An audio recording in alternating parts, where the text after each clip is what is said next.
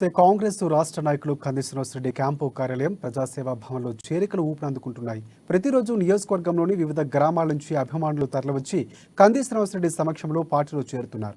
జైనత్ మండలం మంగూర్ల నుంచి పెద్ద సంఖ్యలో వచ్చిన గ్రామస్తులకు కంది శ్రీనివాసరెడ్డి సాదర స్వాగతం పలికి కాంగ్రెస్ పార్టీ కండువా కప్పి పార్టీలోకి ఆహ్వానించారు.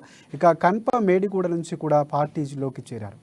కంది శ్రీనివాసరెడ్డి చేస్తున్న ప్రజాసేవా కార్యక్రమాలు నచ్చి పార్టీలో చేరుతున్నట్లు వారు తెలిపారు.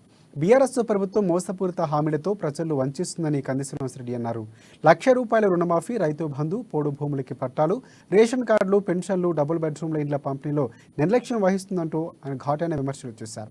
కాంగ్రెస్ పార్టీ అధికారంలోకి వస్తే ₹2,00,000 రుణమాఫీ, ₹15,000 రైతు బంధు, రైతు బీమా, పోడు భూములకు పట్టాలు, స్కాలర్షిప్లు, రేషన్ కార్డులు, ₹5,000 పెన్షన్లు, నిరుద్యోగ భృతితో పాటు పేదలకు ఇండ్లు కట్టిస్తుందని చెప్పారు.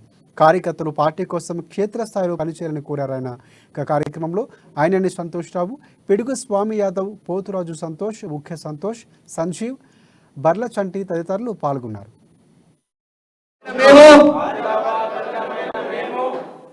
అందరూ బాబు చేతులు పెట్టాలా. ఆదిలాబాద్ ప్రజలమైన మేము కాంగ్రెస్ పార్టీ మాత్రమే గరీబోళ్ళ పార్టీ.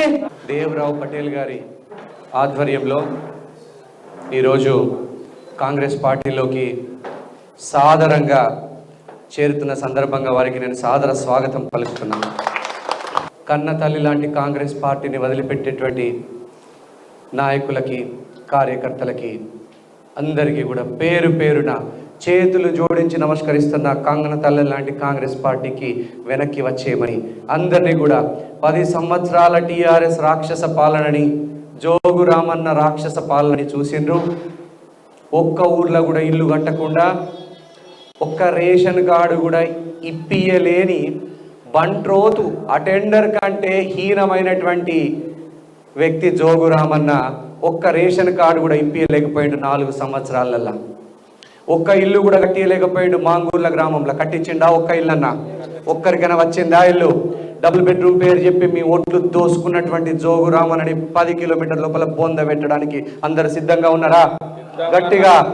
గట్టిగా ఈసారి జోగు రామన్నకు డిపాజిట్ కూడా రాకూడదు. ఆదివాసీ గూడాలల్లా ఒక్క ఓటు కూడా జోగు రామన్న డబ్బాల పడడానికి వీల్లేదు.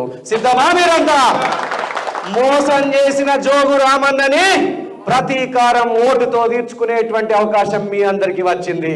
మిమ్మల్ని 10 సంవత్సరాల నుంచి 15 సంవత్సరాల నుంచి ఆదివాసీ బిడ్డల్ని అడుగడుగున మోసం చేస్తున్నటువంటి జోగు రామన్నకు ఓటుతోని బుద్ధి చెప్పేటువంటి అవకాశం వచ్చింది. అందరం గట్టిగా కలిసిందామా?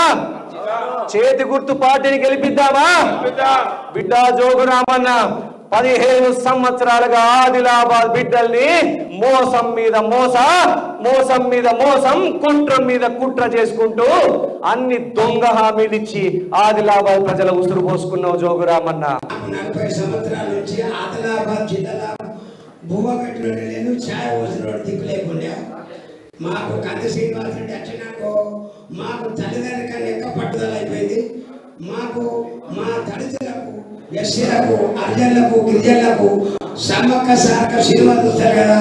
దొరగారు దెబ్బ చూసినాక దొరకు ఓటేసేందుకు మాకు మానవ సిగ్గు ఉండాలి కదా. ఇప్పుడు టీఆర్ఎస్ ప్రభుత్వం మధ్యన కాడికి వెళ్ళి ఏ గనిగాందన్నా ఏడన్నా ఖాళీ జాగా పడి పాపం ఉన్నది. ఏడన్నా కబ్జాలు చేసుడు, ఏడన్నా గుడిసె చేసుడు, రంగురం పెట్టుడు, కూలీలు ఇచ్చి ఆడ జాగ్రత్త కావాలి చెప్పించిన కాలం వచ్చింది. రాత్రి పూట కూడా తాపాలా తినిపియాలా, బార్లల్లా లొల్లి పెట్టాలి.